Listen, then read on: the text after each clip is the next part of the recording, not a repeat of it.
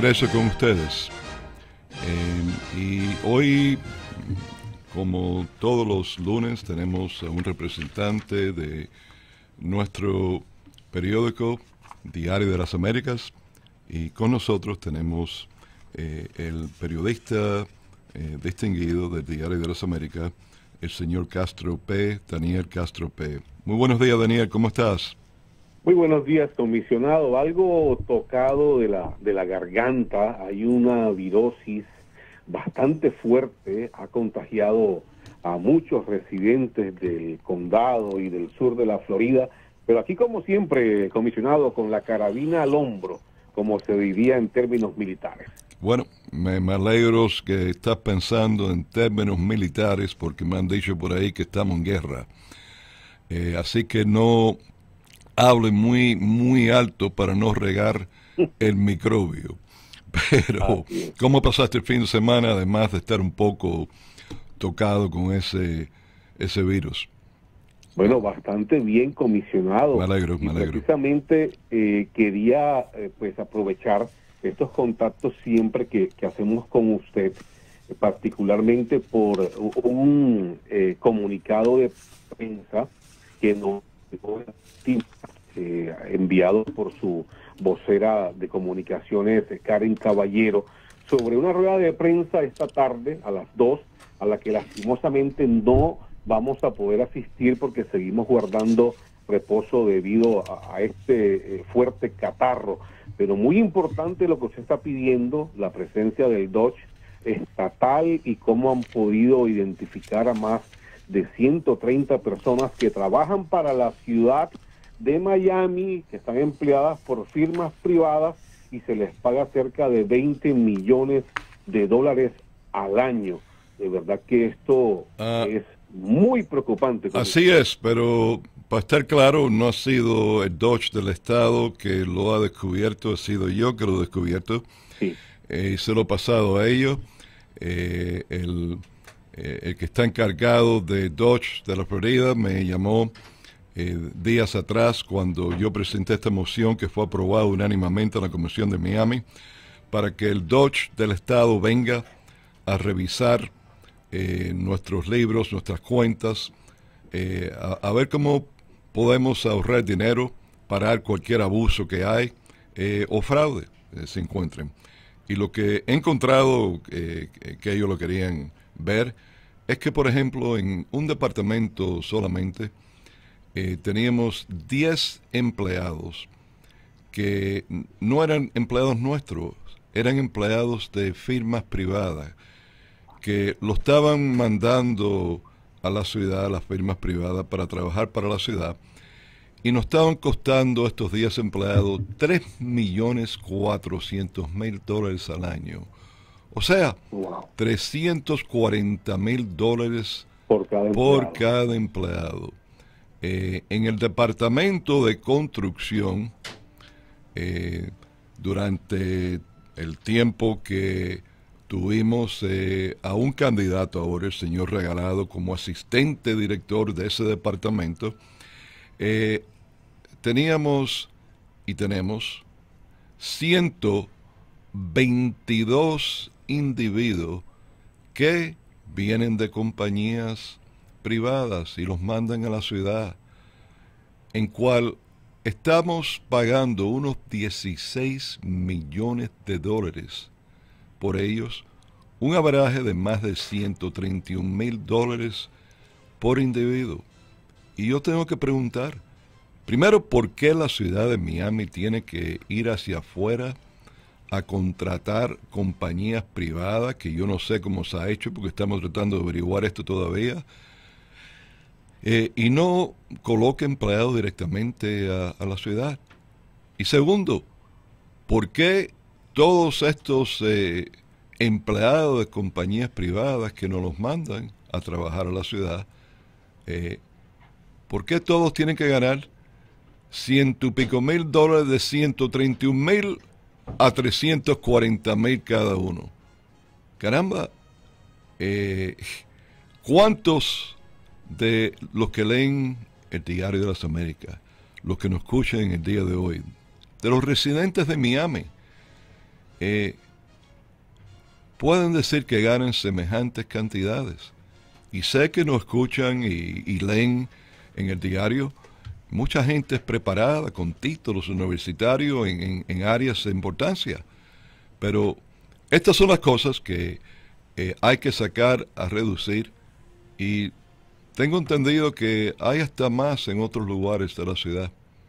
Así que esto pica y se extiende, Daniel. Comisionado, vemos en el condado Miami-Dade, específicamente desde la oficina del director, de la persona encargada de los tribunales, el secretario de los tribunales, Juan Fernández Barquín, y también al comisionado del Distrito 11 del condado, Roberto González, anunciando algunos trabajos, algunas labores de veeduría y pidiendo auditoría sobre lo que pasa en el condado. En el caso de la ciudad de Miami, ¿cuál es específicamente la entidad que tiene que encargarse de vigilar esas contrataciones? Porque según lo que usted cuenta, esto es un escándalo de marca mayor. Bueno, por lo menos yo lo veo de esa forma. Quizás otros los vean de otra o puedan tener alguna excusa, alguna explicación que indique algo diferente. Pero de cualquier forma, los dineros que se están pagando por estos empleados de compañías privadas por la ciudad de Miami es algo, en mi opinión, que está por el cielo. Yo como comisionado, que pongo más horas al día, trabajo más, y te lo puedo asegurar que cualquiera de estos 132 empleados de cuales estamos hablando ahora, empleados de compañías privadas, lo que yo gano entre el dinero que me pagan de mi salario y el dinero que me dan de los beneficios, llega un poquito más de 100,000 al año. Y aquí tenemos gente que el que menos está en 131,000 y pico, y muchísimos en 340,000. Dios mío. Y nosotros pagando. Y claro, todo es maravilla porque cada año suben los valores de las propiedades y nos siguen subiendo el impuesto basado en eso. Entonces los que se están ahogando, que no pueden pagar más, son los residentes de esta ciudad, dueños de casas, dueños de propiedades, y los que rentan no creen que ustedes no lo toca esto. Le toca porque cuando el dueño de esa propiedad le suban esos impuestos anuales, le suben la renta a ustedes también. Así que todos estamos pagando por estas cosas, y por eso hay que apoyar al gobernador con una ley nueva que se pare de pagar impuestos a las propiedades, por lo menos de las personas mayores que son dueños de sus casas, y una fuerte rebaja al resto de la población en lo que pagan por las propiedades de sus casas, porque simplemente este descaro no puede seguir así, porque aquí hay miles de gente que tienen que vender sus casas cada año porque simplemente no pueden seguir pagando más esos impuestos. Gente valiosa que ayudaron a hacer esta ciudad lo que es hoy en día, que se están mudando de aquí, sus hijos, sus nietos se están mudando de aquí porque no pueden con estos impuestos. Lo están forzando a irse y están convirtiendo de Miami una ciudad, una área de los muy ricos y los súper pobres. Comisionado, sobre eso hay cifras. Decíamos recientemente en un reportaje que publicamos en nuestro periódico que a corte del año 2023 o 2024 se habían ido 69,000 residentes del condado Miami-Dade, pero se dio un equilibrio porque llegaron más de 110,000 inmigrantes a esta parte del sur de la Florida. Es decir, por algo coyuntural, como es la llegada constante de inmigrantes por diferentes vías, ya sea por la frontera, ya sea por mar, pues se mantuvo, repetimos, ese equilibrio, pero se habían ido previamente 69,000 personas del condado Miami-Dade, y si se van es buscando mejorar su situación de vida, porque las cosas están por las nubes en este condado, y esa es una verdad de perogrullo. Comisionado, en su comunicado enviado a los medios de comunicación, también se dice que estarán compartiendo información sobre antecedente policial sellado de un alto funcionario de la ciudad, así como violaciones y abusos de nuestras leyes municipales por parte de quienes deberían defenderlas. No sé si usted quiera revelar inmediatamente el nombre de este funcionario o dejar pues esa información para la rueda de prensa. Daniel, así es lo que se puso. Lo que te voy a pedir, por favor, que dé la rueda de prensa hoy por la tarde, y mañana hablaremos de eso, y con mucho gusto después de la rueda de prensa nos podemos comunicar para que me hagas cualquier pregunta que quiera sobre la rueda de prensa. Pero en el día de hoy tienes, y el fin de semana, tiene el diario historias muy interesantes, pero hay una sobre todo que creo que es de suma importancia para nosotros aquí en el sur de la Florida y Miami. Y dice así la historia del Diario de las Américas. Fundador del cartel de Medellín revela los nexos de Fidel Castro para traficar drogas de Cuba a Estados Unidos. ¿Me puedes hablar algo más de esta historia? Aunque vino de redacción, no sé si tuviste parte en ello o no, pero es una de las importantes que tienen ustedes en el diario. Sí, no tuve que ver con la redacción de la noticia, pero conozco del tema. Se trata de Carlos Leder. Carlos Leder quedó en libertad después de cerca de 30 años en prisión en los Estados Unidos. Fue un tiempo a Alemania, recordemos que su padre era alemán, y recientemente regresó a Colombia y prendió el ventilador, como decimos de manera pues costumbrista en Colombia, es decir, comenzó a decir verdades, y una de ellas es muy importante porque toca directamente al exilio cubano en el sur de la Florida. Leder dijo, y recuerdo sus palabras textuales, matemáticamente hubiera sido imposible haber tenido relaciones con Cuba si no hubiéramos tenido permiso del dictador Fidel Castro. Así lo dijo, y también señaló, recuerdo, y mi memoria no es muy buena, pero comentaba Leder que fue contactado, es decir, él no los contactó, ellos contactaron al señor Leder para que estableciera una ruta de tráfico tomando como escala a Cuba, porque recordemos que estos aviones pequeños no tienen suficiente autonomía de vuelo por razones de combustible, y entonces llegaron a un acuerdo para que Cuba fuera utilizada como trampolín para transportar droga hacia los Estados Unidos, con el permiso y la venia de ¿quién?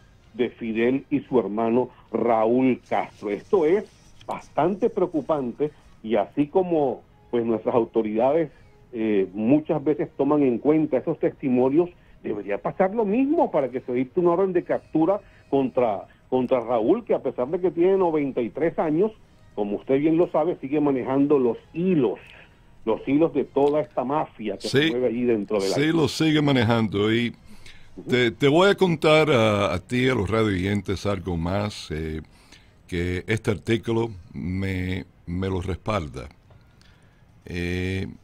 Cuando yo salí de comisionado bien jovencito por primera vez, y de esto hablé brevemente en otro programa semanas atrás, me vino a mi oficina un agente de la DEA. Quería verme. El agente le dije a mi asistente, déjalo pasar, no sé qué quiera conmigo.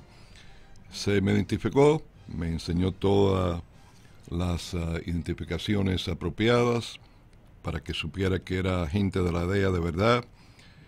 Y me pide lo siguiente, me dice, comisionado, yo necesito su ayuda porque yo estoy a cargo de una unidad especial y secreta de la DEA, que lo único que seguimos es la droga que traen a través de Cuba, la droga con Cuba. Y estamos al punto de algo bien grande, pero necesitamos más hombres para que nos ayuden en la investigación y más dinero. Y usted nos puede ayudar. Y yo lo miro y le digo, bueno, pero ¿qué yo tengo que ver con esto? Yo ni puedo mandarte más hombres, ni menos mandarte más dinero. Se me rió y me dice, bueno, yo creo que usted sí puede ayudar porque a mí me llegó que usted tiene ciertas amistades en Washington en estos momentos que pueden mover lo que le estoy pidiendo. Me explicó que bajo esa investigación estaba Raúl Castro y el entonces jefe de inteligencia de Cuba, Barba Rojas. Uh-huh. Y me explicó algunas cosas más. Yo le dije que yo no sabía qué podía hacer o no. Y cuando se fue, hice una llamada a un conocido que tenía y en poco tiempo, creo que fue un par de días, 48 horas, mi conocido de Washington voló a Miami. Nos reunimos en la casa de Abelino Fernández, el agente de la DEA, en cargo de la unidad para investigar la droga con Cuba. El único otro testigo que estuvo ahí fue la esposa de él, que después que nos dio el café y algunas boberías de comer, se fue y nos dejó los tres solos. Y si me recuerdo correcto, en 2 o 3 días después, obtuvo todo el dinero, todos los hombres, los agentes adicionales que necesitaba para terminar esa investigación. ¿Y cómo terminó? Terminó que por primera vez en la historia Estados Unidos comprobó y cerró un banco porque pudo comprobar que el banco fue fundado de dinero de la droga. Lo que no le dejaron desde el Departamento de Estado hacer fue de dejar saber que el dinero de la droga vino de narcotraficantes, marimberos, que lo traían a través de Cuba. Y lo que no le dejaron que hicieran es que le presentaron los cargos que tenían pruebas suficientes para presentarlo, como se me dijo a mí, a Raúl Castro y al jefe de inteligencia de Cuba en aquel entonces, Barba Rojas. Ahora, ¿cómo trabajaba esto? Bueno, esto estaba trabajando que traían los barcos cargados primero en los primeros años marihuana, después cocaína, a través de las aguas cubanas. Los cuidaban ahí, la naval cubana, hasta que se fuera el guardacosta, los barcos del guardacosta de Estados Unidos, de toda esa área, lo dejaban saber para que entonces pudieran entrar los barcos de ellos hacia Miami y que vinieran las lanchas rápidas, descargaran y entraran las drogas aquí. ¿Y qué recibía Cuba acerca de eso? Y por eso, bueno, algunas veces les pagaban en dinero y otras veces tenían que hacerle favor al régimen de los Castros. ¿Y cómo? Bueno, le voy a contar lo que tuvieron que hacer estos marimberos, como fue reportado al gobierno de Estados Unidos y confirmado. En uno de esos casos, a cambio que dejaran a un barco pasar por ahí, el barco tuvo que regresar a Cuba después que descargaron las drogas de las lanchas, traerlas para acá.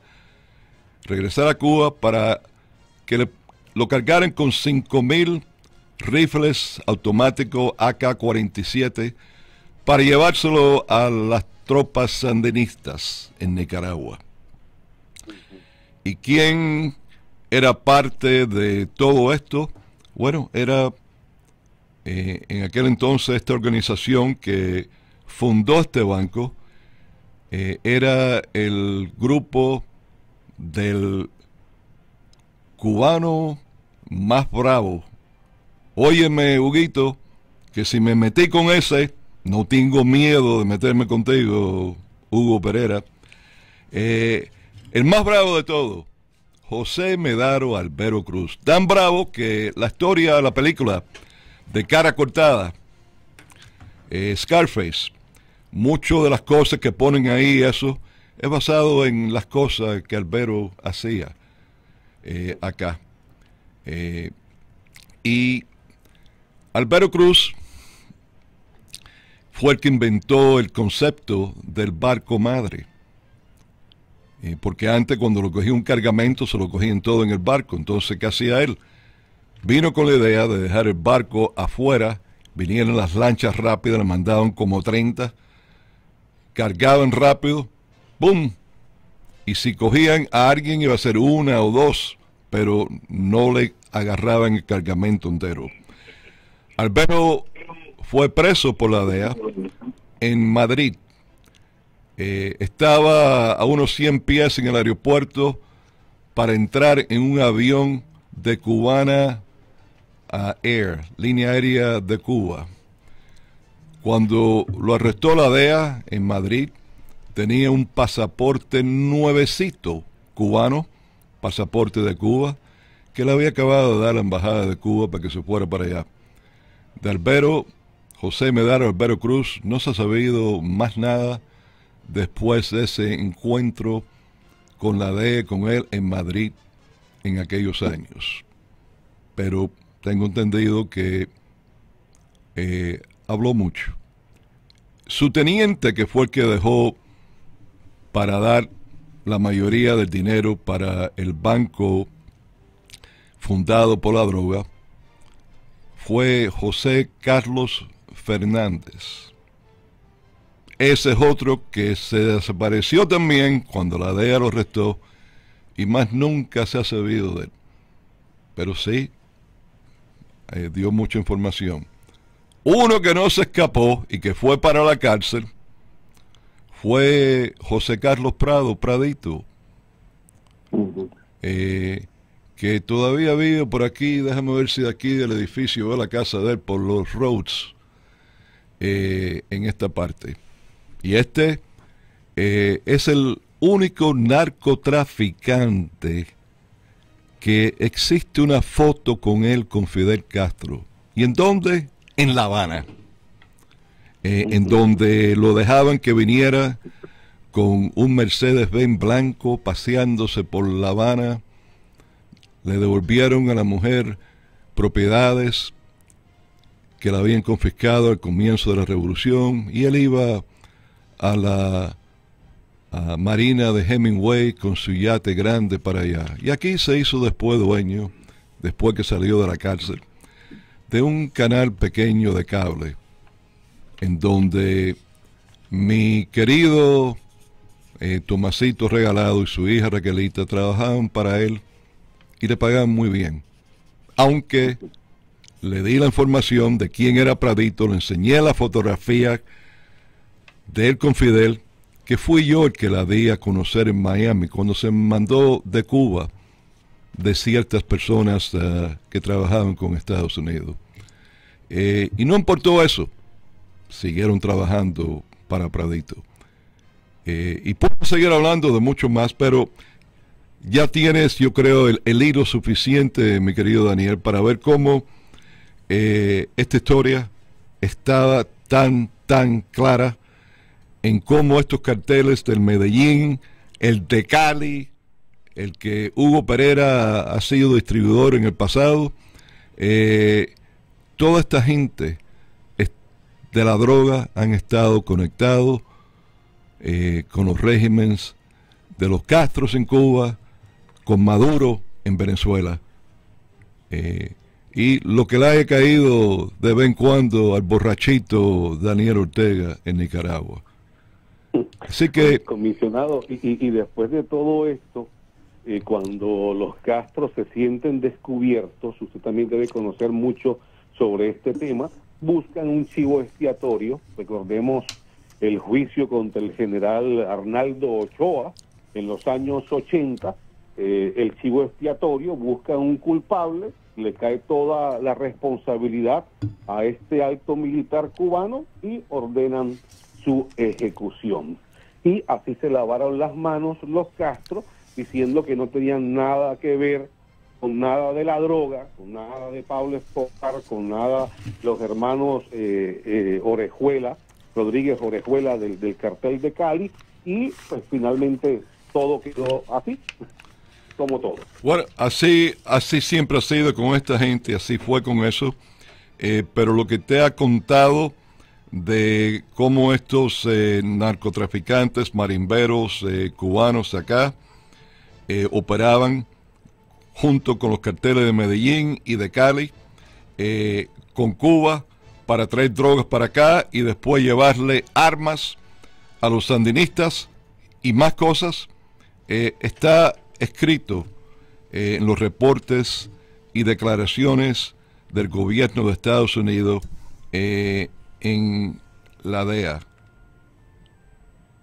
Sí, comisionado, y también hay un aspecto que es más de estos tiempos, y lo hablaba con un candidato a la posición de sheriff hace algunos meses, claro, por supuesto, en el año 2024, previo a las elecciones, y me decía este candidato que había que ponerle el ojo al río Miami, porque por allí todavía, como en esa época sí, que usted describía, sigue llegando droga a Miami, bueno, y al sur de la Florida. Sin duda, pero eso lo vamos a tener que dejar para el próximo lunes, para seguir tocando ese tema y otros importantes que el diario va a tener, porque tristemente, Daniel, se nos ha acabado el tiempo. Sí. Muchas gracias por estar con nosotros nuevamente en el día de hoy. Felicidades al Diario de las Américas por esta gran historia en particular, y que tengas un bello día hoy. Igualmente, comisionado, para usted y para todos sus oyentes. Gracias.